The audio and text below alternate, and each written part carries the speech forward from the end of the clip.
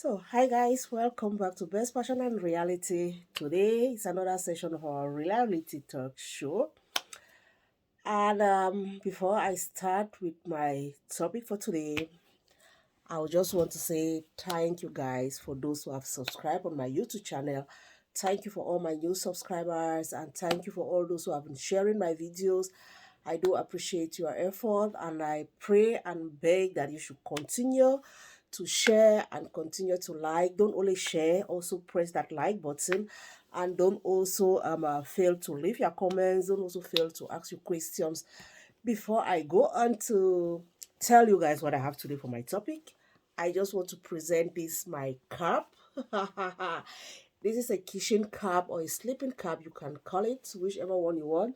So please, guys, if you are interested in having something like this, please don't hesitate to do what to pass your order.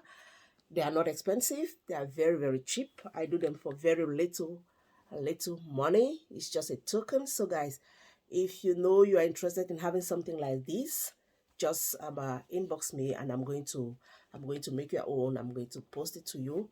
Yes. So guys, today we are not going to be baking, but we are going to be doing some reality talks.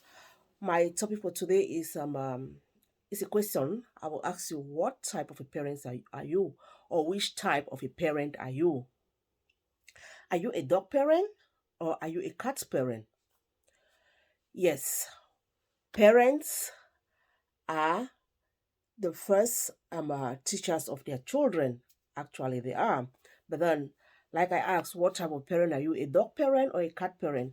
What do I mean by a dog parent? A dog parent is a type of a parent that doesn't sleep. It's a parent that has his or her ears open to see, to watch. He has watchful eyes on the children. But a cat parent is that type of a parent that is so carefree, a carefree parent. We all know what cats do. If a dog gives birth today, you cannot come and pick up the purple and take it with you. But for the cats, they are very easy to leave their children loose. So, are you a dog parent or are you a cat parent? We are living in a society, we are living in an area where there is more than just bringing up and giving birth to a child. There is more than bringing up children into this world. Parental upbringing is a very, very difficult. It's very, very, very, very difficult. I repeat, very, very difficult task. It's a very difficult work for for for us parents. Myself, I'm a parent. I'm a mother of two boys. I will start by telling you guys a very short story. Where I work, uh, I'm working in a cafeteria, or you call it a cafe, a coffee shop. Yes. One day, there was a lady that came there with her two kids, and that boy was at the age. The boy. Let me say the boy because it was a boy on that misbehaved. He's at the age of I think seven or eight, and it's like they had a little how do I put it, a little argument with the mom, and the way that little guy respond to the mom, and he was so aggressive, and I was standing behind the castle, and where we collect money, and I was like, the counter, I was standing behind the counter, and I was like, oh my god, oh my god, it's like I should just go and grab this child and you know pick him up like this and shake him very, very hard. But then, we are in Europe and such things, we can't do it. I just look at that child and I was like, I turned to my colleague and told her that, do you know what? If that was my if that was my son, I bet you the police are going to come here now. And she was laughing and she said, yeah, you don't do things to children like that. And then some other day, I think a few days ago or so, I saw a video. A friend sent me a video where a 7 years old boy, or was it a boy or a girl, had to slap her mom. And I was like, is this for real? And the people that were sitting around were like laughing after it. They laugh over it and they get over it. And I was like, well, it depends on the world we are living today. So That is why I just came up here to ask you to make up this short video to find out what type of a parent or which type of a parent are you, a cat parent or a dog parent. Yes, we have to be and dog parents to our kids. Sorry, not cat parents, because cats parents are carefree. They are really carefree parents. We have to be dog parents. Yes, we have to really be. If you are not a dog parent, your child will go out there and the society is going to bring that child up for you. If you are not a dog parent, your child will go up there and social media is going to bring up that child for you. We are living in an area where we give birth to children that are social media children, that are medium children. We in our generation, we didn't have all these social media things that are happening today. But today you give birth to a child. By the age of 3, 4, 5, that child start manipulating phones, start manipulating tablets, start manipulating computers. And being a dog parent, you have to have your eye, a watch eye on that child. You have to build that bond, that relationship. You have to work on the child's psychology. You have to be that parent that works on your child's psychology. That child has to have a psychological trust with you as a dog parent. That child has to be a child that whatever thing happens to him or her, the first person that child is going to run to is their parents. Dear parents, we are living in a world today that our kids are going off hands. Our kids are actually going off hands. Yes, I will just tell you guys another short story. My son, he's 14, and we normally have our breakfast together during the weekends, and that is like a culture to us in our house, in our house. We have breakfast together during weekends when we are free. And we were on the breakfast table, and then he said to me, and I was like, how did the week go? We were like discussing, and then he said to me that, Mama, can you imagine, there is this girl that has written me a love letter. And I was like, okay, wow, really, a girl wrote you a love letter? And he was like, Mama, what do you mean by wow? I said, I'm just interested to know what happened, how, what did she write in the letter? And then he said, I have to laugh over it. And then he said to me, unfortunately, she could not come and present the letter to her and herself.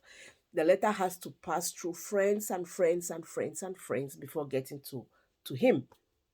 And when his best friend gave him that letter, he said, Mama, I opened it, and the girl said, I'm in love with you. I love you so much. I want us to be together. And he was like, Are you normal? And then I asked him that, what did you do? He said, I just turned the letter behind the letter, and I wrote there, I'm not interested, and gave it back to that my friend. And then what I said to him, I said, but why did you not approach that girl and tell her that you are not interested in this relationship, or don't you think you are too young for it? Then he said to me, Mama, do you know what? This girl actually is one class behind me. How can a child that is in the sixth class send a love letter to somebody? Is that child normal? And then I was laughing over it. And then I told him, like a mom, you just have to bring up a conversation. I told him, actually, you are too young for that. Now you don't have to think about having a relationship at 14. You don't even have to. He said, yeah, mom, I don't even understand how comes this child will have something, this girl, this my schoolmate will have such an idea to do such a thing. I said, no, you don't have. That you have to build that bond. Why I'm telling this story is that you have to build that bond. You have to build that relationship like a parent. You have to build that relationship between you and your children. Because if we don't do it now that they are young, we don't do it when they are still in that age that they can listen to us, come on, we are all going to miss it. We are all going to miss it. We are crying every day that the world is turning something else. Our society is becoming something different. It all depends on us, the parents. It's true that we have children that are stubborn, but then my phenomenon or my principle is that there is no child that is born a bad child.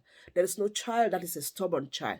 Any child or any kid that becomes stubborn tomorrow or that starts misbehaving tomorrow, it depends on the way that kid was brought up by the parents. It depends on the relationship that child was having with the parents. I'll tell you this: at the age of 0 to 5, 6, 7, up to 10, we parents, we have control over our children. You can tell a child stop and that child listening to you. You can tell a child I'll beat you, and that child will be afraid that you are going to beat the child. You can tell a child things and the child will listen. After the age of 10, you start conversing, you start having dialogue, you start dialoguing with your kids. You don't talk to them like you are talking to a child anymore. At the age of 10, you start dialoguing with your kids. And if at the age of 10 to the age of 18, you missed this stage in your life, in the kids of the life, after the age of 13, you have all missed it, because when that child gets to the age of 18, I bet you there is nothing.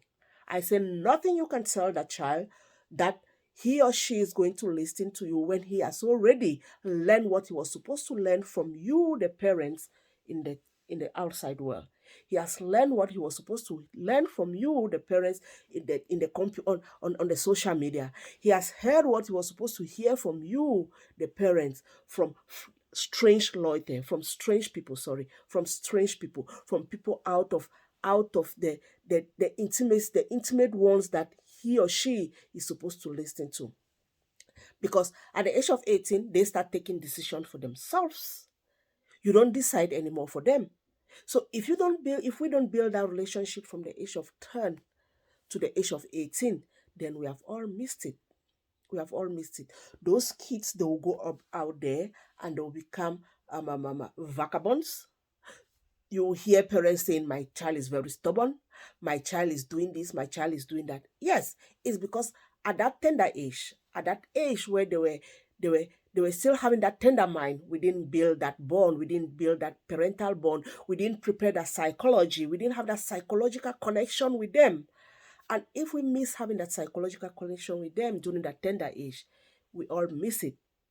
Why I'm making this video is because we are in a world where we are in a society where so many parents are complaining. My child is so stubborn. My child has gotten to the age of 14, 15. He doesn't listen to me anymore. The child is so. Then I turn to ask them, come on, before this child gets to that 15, 14, 15 age, that he or she is no more listening to you, what was your relationship? What relationship did you have with this child between the age of 5 to 15 that he's now not listening or she's now not listening to you? There must be something that has triggered that child between that age from 5 to 15. We think that they are kids at the age of 5, but then whatever thing we do, they record them. They have them in their memories. They keep them back in their memories.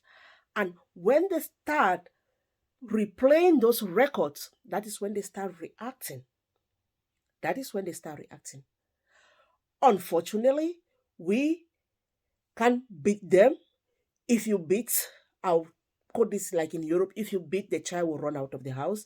The social is there to take care of the child. The child goes to the welfare, and the welfare gives the child whatever the child wants. But then it's not the best for the child, because most of those children that goes to the social workers, they turn up regretting. They regret doing the act. But then it's already like getting late. It's already like getting late. When we were young, our parents would beat us and they will pamper us back. I think that is what we have to do. If we have to correct our children, we should correct them with some love. Correct them with love, not like what we had back at home, or not like what we had when we were young, where our parents will beat us with all the anger they have, and we will cry and run back to them. But today, if we do that to our kids, they will cry and go away from us. They cry and they go away from us. So I'm just begging us, the parents. I'm begging us the parents. We should try and build that relationship. Let's build the bond with us, with our kids. It's not just about giving kids into the world. It's not just about giving them the worldly things. It's not just about sending them to school. It's not just about buying them iPhones, buying them Android phones, buying them tablets, or buying them whatever thing they want. But then it's you building that relationship, having that connection, that parents children connection. That is what I'm talking about. Parents, try to have that connection with your kids, because if we don't do that, we are missing it. If we don't have this parental connection with our kids between the age of 0 by between the age of 0 to 10, and from 10 to 18, then we'll miss it. Because whatever we say tomorrow, we need them. We need them tomorrow. We might be strong today and have that power and have that energy, and we can run from left to right. But tomorrow, when you get at the age of 70, at the age of 60, at the age of 75, at the age of 80, what do you do? What actually do we do? We need those children to come back and take care of us. We need them. So if we don't build that relationship with our kids now, and they get to 18 and then they are out, guys, parents, we are going to miss it. We are actually going to miss it. I'll just tell you guys again another short story. I like telling stories. I like relating my topics to our daily lives. My husband, there are 3 of them, and their mom is 80, 85, 86. She's 86. She'll be turning 87 next year. She's 86. And I tell you, this woman, when I got married to my husband, she was very, very energetic. She was having all the force. She could do all her things herself. Nobody helps her. She was so energetic. She could run, she could drive, But now at the age of 85, she starts diminishing. She starts falling. She could not do things again for herself. And now is the time that the children are playing the role of parental to her. They are like, she has become a child, a kid, and the children are now like parents to her. They will drive her here, they will take her there. She's not happy about it, but that is just how nature has made it to be. When you get to that age, you cannot do those things yourself again. So please, parents, let's build our relationship with our kids. Let's try to show our kids some love. If we are correcting our kids, let's do it in a lovely way. Let's have consultation with them. Don't shout at them. Consult with them. Talk with them like you are talking to a friend, like you are talking to your husband, like you are talking to your wife. Please, this is all what I just have to say on this video. And I hope this video is going to inspire somebody. You are going to share this video so that somebody can learn 1 or 2 things there.